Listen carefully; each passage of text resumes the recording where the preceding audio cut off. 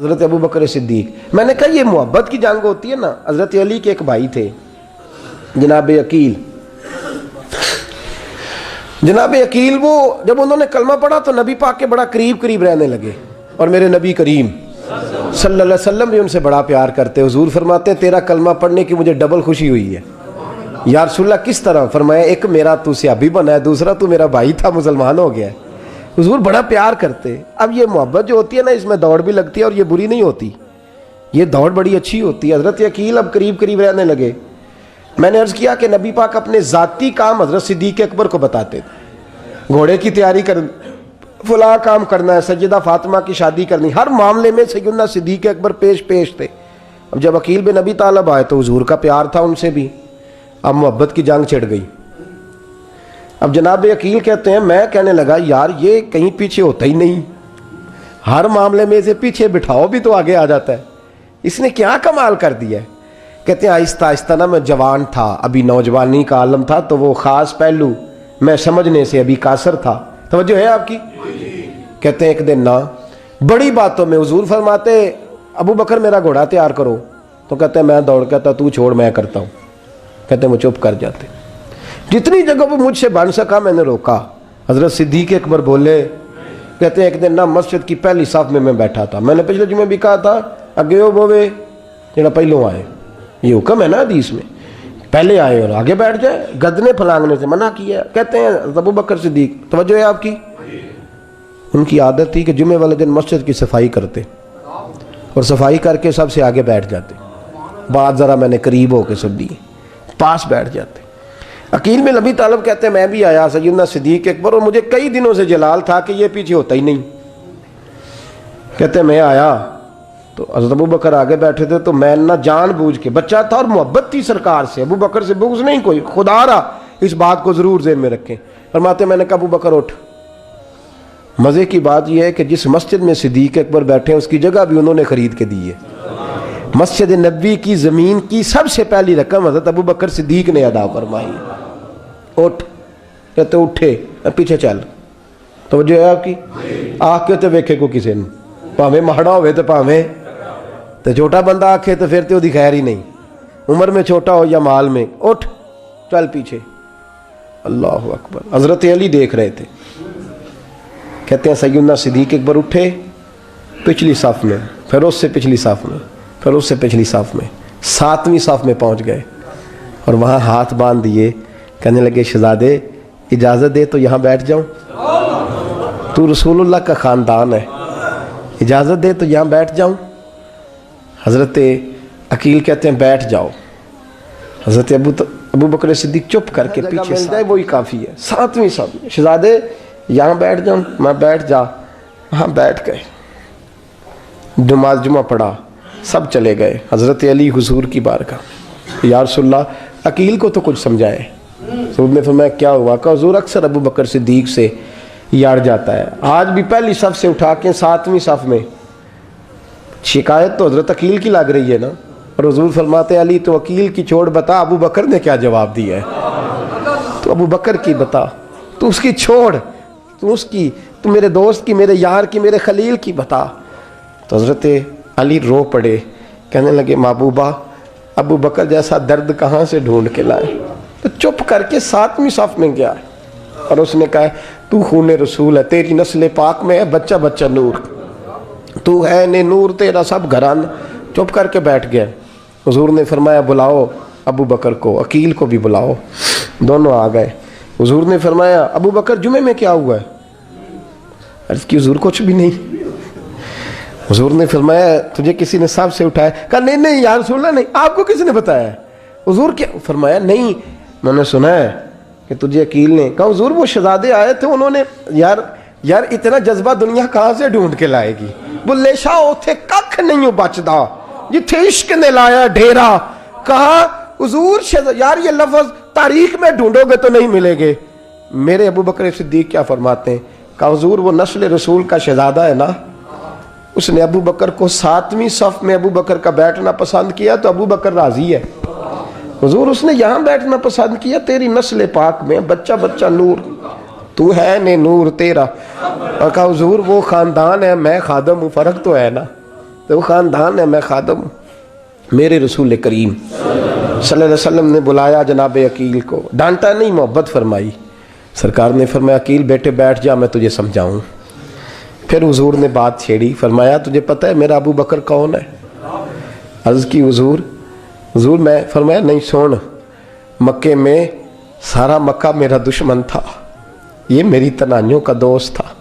فرمایا لوگ تلواریں لے کے آتے تھے مجھے مارنے، اور اس کی تلوار اٹھتی تھی، کہتا تھا پہلے میں مروں گا پھر کوئی مصطفیٰ تک جائے۔ تجھے پتہ ہے یہ کون ہے؟ حضرت ابو بکر صدیق ہاتھ باندھے، حضور میں نوکر ہوں یا رسول اللہ، میں نے کوئی شکایت ہی نہیں کی۔ فرمایا عقیل یار ادھر بیٹھ بیٹے، میں تجھے بتاؤں۔ کہا لوگ مجھے شیب ابی طالب میں قید کر آئے تھے، میری بیٹیاں پتے کھا کے گزارا کرتی تھی، یہ ابو بکر تھا پورے مکے میں جو ظلم سہ سہ کے میرے تک غلہ اور اناج لے کے آتا تھا۔ فرمایا عقیل ادھر آ، میں تجھے بتاؤں، تیرا خاندان تیرا قبیلہ سوائے مولا علی شیر خدا کے، فرمایا وہ سب لوگ میرے ساتھ پیار کرتے تھے، ہمارے اوپر انہوں نے مکے کی زمین تنگ کر دی۔ فرمایا میں مکے سے نکلا تھا، ابو بکر کی بیٹی غار ثور میں کھانا پکا کے لاتی تھی، اس کا بچہ بکریوں کا دودھ لے کے آتا تھا۔ فرمایا یہ جان پہ کھیل کے میری نگرانی کرتا تھا۔ فرمایا تجھے پتہ ہے جس جگہ تو بیٹھا ہوا ہے نا، یہ مسجد کی زمین بھی ابو بکر صدیق نے خرید کے دی۔ حضرت سیدنا عقیل یا رسول اللہ غلطی، حضرت ابو بکر کہتے ہیں حضور واللہ و رسول و منو، میرے اوپر اللہ رسول کے احسان ہے۔ آخری لفظ میرے حبیب نے کہے، حضور نے فرمایا عقیل میرے پاس جس کے بھی پیسے آتے ہیں میں بیگانے سمجھ کے خرچ کرتا ہوں، میں کہتا ہوں فلانے کے ہیں، وہ پوچھے گا کہاں لگے، لیکن ابو بکر کے پیسے آتے ہیں تو میں اپنے سمجھ کے خرچ کرتا ہوں۔ اور میرے رسول کریم صلی اللہ علیہ وسلم نے فرمایا میرے ساتھ جس نے نیکی کی میں نے بدلہ چکا دیا ہے، ابو بکر کا میں نے بدلہ دیا ہی نہیں۔ قیامت کے دن جب سب جنت میں جانے لگیں گے تو میں اس کا بازو تھام کے اللہ کی بارگاہ میں لے جاؤں اور میں کہوں گا یا اللہ میرے مولا، کلمہ پڑھنے سے لے کر غار تک، غار سے بدر تک، بدر سے احد، حنین، خندق، تبوک اور مزار تک، یا اللہ اس کی بڑی نیکیاں ہیں، اسے تو ہی بدلا عطا فرما۔ میرے دوستو یہ رنگ حضرت سیدنا صدیق اکبر، بس وہ اقبال نے کہا کہ صدیق کے لیے ہے خدا کا رسول اور اس سے آگے پیچھے کچھ نہیں۔ یہ جو ماننے کا انداز ہے نا، یہ دیکھیے نا، حضرت ابو بکر صدیق، بڑی دفعہ آپ نے بات سنی ہے لیکن اس بات کی لذت بڑی شاندار ہے۔ حضرت عمر نے طبیب بلایا ہے ابو بکر کو دکھانے کے لیے ملک شام، پہلے مانتے نہیں تھے، مولا علی کی سفارش ڈالی، پھر دونوں لے کے آئے، سیدنا علی المرتضیٰ بیٹھے ہیں، حضرت عمر بیٹھے ہیں، کہتے ہیں طبیب کو چیک کرو، ملک شام کا بڑا ڈاکٹر ہے۔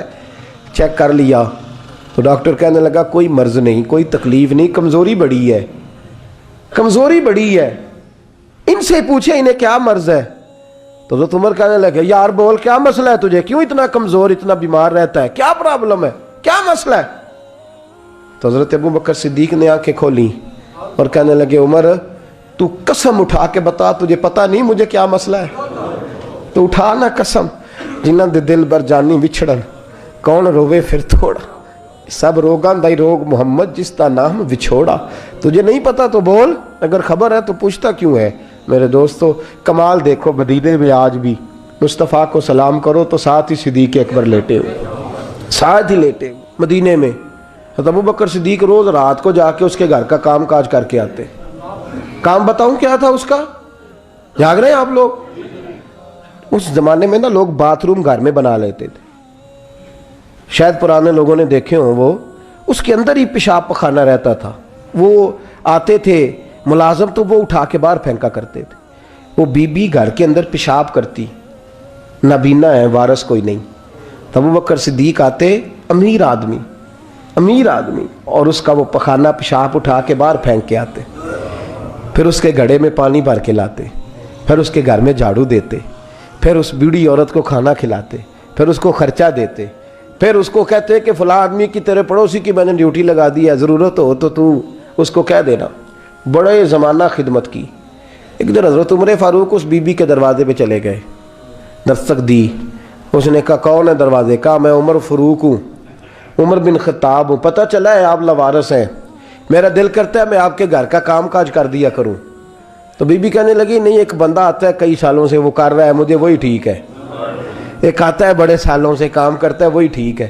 تو حضرت عمر کہنے لگے میں نے بھی کام ہی کرنا ہے، کچھ اس سے کرا لیں، کچھ مجھے موقع دے دے نیکی کا. کہنے لگی نہیں وہی ٹھیک ہے. تو فرمانے لگے میرے اندر کیا نقص نظر آیا ہے، اماں جی مجھے بھی ٹائم دیں. تو بی بی کہنے لگی نہیں وہی صحیح ہے. حضرت عمر جذباتی آدمی تھے، جلالی آدمی تھے، کہنے لگے میں نے کہا نہیں مجھے بتاؤ میں کیوں نہیں کر سکتا. تو بوڑھی اماں کہنے لگی تجھ میں اور اس میں فرق ہی بڑا ہے. کہا وہ کیوں؟ کہنے لگے اتنے سال ہو گئے اسے آتے ہوئے، اتنے سال، تو پہلے دن آیا ہے اور آتے کہہ رہا ہے میں عمر بن خطاب ہوں، اپنا نام بتا رہا ہے. سالوں ہو گئے میں روز پوچھتی ہوں تیرا نام کیا ہے، وہ بتاتا ہی نہیں. وہ کہتا ہے اماں میں کام صحیح کرتا ہوں، تو نام کو چھوڑو، نام بتا کے کیا کرنا ہے. فرمایا یہ تھوڑا فرق ہے، اس نے اتنے سالوں میں نام نہیں بتایا اور تو پہلے دن ہی آگے کہہ رہا عمر بن خطاب ہوں. تو ابا جی کا بھی نام بتا رہا ہے، میں نے نہیں کام کرانا، مجھے وہی صحیح ہے. نام نہیں بتاتا، نوکری پوری کر جاتا ہے. حضرت سیدنا عمر فاروق فرماتے ہیں میں تہجد کے وقت جھاڑیوں میں چھپ کے بیٹھ گیا. کہتے ہیں مسجد نبی سے وہ شخص نکلا، چہرے پہ نقاب، پیروں سے ننگا، اور میں نے اس شخص کو خرامہ خرامہ اس بوڑھی عورت کے گھر کے قریب جاتے دیکھا. تو پیچھے سے جا کے میں نے کہا او مسافر چہرہ تو دکھا. تو کہتے ہیں چہرہ اٹھایا تو ابو بکر صدیق تھے، صدیق اکبر تھے. حضرت عمر فاروق فرماتے ہیں میں نے کہا تو جوتی کو اتار کے آتا ہے؟ تو کہنے لگے جوتی سے جب چلتا ہوں تو پیروں میں آواز پیدا ہوتی ہے جوتے کی وجہ سے. پڑوسیوں کو تکلیف دینے کا مقصد تو کوئی نہیں نا. اور فرمایا جب جوتوں سے آواز پیدا ہوگی تو گلی محلے والے پوچھیں گے ابو بکر کدھر جا رہا ہے، تو میں نیکی کسی کو بتانا نہیں چاہتا. تو فرمایا ابو بکر کب سے آ رہے ہو؟ فرمایا چھوڑ عمر، بس دعا کر رب میرا آنا قبول فرما لے. تو دعا کر سرکار کی بارگاہ میں حاضری صحیح لگ جائے. چھوڑ میں کب سے آ رہا ہوں، کس وقت سے آ رہا ہوں، اس مسئلے کو چھوڑ. تو یہ دیکھ پانی پر نسویلیاں رنگا رنگ کڑے پرے اس دا جانیے جس دا توڑ چڑھے. یہ بات آپ نے درجنوں بار سنی ہے، لیکن اس پر غور تو کرو میرے دوستو کہ حضرت عمر فاروق فرماتے ہیں جن دنوں تبوک کے لیے میرے نبی نے اعلان فرمایا میرے حالات اچھے تھے، ابو بکر کے اچھے نہیں تھے، مالی حالات کمزور تھے، کچھ مسائل تھے، میرے اچھے تھے. میری سرکار نے اعلان فرمایا کہ پیسے دو. فرماتے ہیں چونکہ میرے حالات بھی اچھے تھے تو میں نے کہا اس دفعہ پہلا نمبر میرا ہی ہوگا. فرماتے ہیں آدھا مال گھر کا، یہ بھی بڑی دلیری ہے. کتنا؟ بولیے. اتنے تو اسی ابے نو نہیں دس دے ساڑھے کو پیسے کنے نے، کہتے ابا جی مانگنا لین، والد صاحب کو نہیں بتاتے، ہماری جیب بکھری ہوتی ہے، ایسے ہی نانا کو مانگی نہ لے. آدھا مال حضرت عمر فاروق فرماتے ہیں آدھا مال میں نے بانٹ کے حضور کی بارگاہ میں، اور ساتھ میرا ارادہ ہے کہ ابو بکر آج میں نہیں تجھے آگے گزرنے دیتا. فرماتے ہیں مال پیش کیا، تھوڑی دیر گزری تو ابو بکر بھی آ گئے. اور منظر کیا ہے؟ کہتے ہیں انہوں نے قمیض پہنی ہوئی ہے بوریے کی، سر پہ ٹوپی کوئی نہیں، پیروں میں جوتا کوئی نہیں، سر میں ٹوپی کوئی نہیں، پیروں میں جوتا کوئی نہیں. کہتے ہیں ابو بکر صدیق آئے، سب کا مال آیا، مصطفیٰ کی بھی اتنی توجہ نہیں تھی، پر جب ابو بکر آئے تو میں نے مصطفیٰ کریم کے انداز بھی بدلے ہوئے دیکھے، اس شخص کے آنے پر بدلے ہوئے دیکھے. فرماتے ہیں میرے رسول پاک کے سامنے ہر چیز ابو بکر نے قدموں میں ڈھیر کر دی، اور ڈھیر کر کے نا چیزیں رکھ کے تو فٹافٹ پچھلی سائیڈ پہ، کسی کو پتہ نہ چل جائے، پچھلی سائیڈ پہ حضور کے. تو حضور نے فرمایا ابو بکر سامنے آنا، گھر کیا چھوڑ کے آیا ہے؟ فرمایا ہر چیز. پیچھے بیٹھ گئے تو محبوب نے بازو تھام کے آگے کیا. فرمایا کیا چھوڑ کے آیا گھر؟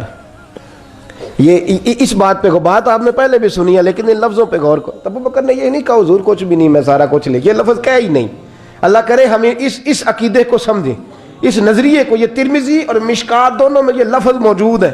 یہ نہیں کہا حضور کچھ بھی نہیں سارا کچھ لے آیا ہوں، یہ نہیں فرمایا. حضور نے فرمایا ابو بکر کیا چھوڑ کے آئے ہو گھر؟ توجہ ہے آپ کی؟ لفظ دیکھیں، کہا ما ابقیت اللہ و رسولہ، یا رسول اللہ گھر میں خدا کو بھی چھوڑ آیا ہوں، محمد مصطفیٰ کو بھی چھوڑ آیا ہوں. یہ لفظ ہے سیاستہ کے. اقبال کہتے ہیں پروانے کو شمع بلبل کو بھول، بس اس بس کو سمجھنا، پروانے کو شمع بلبل کو پھول بس، صدیق کے لیے ہے خدا کا رسول اور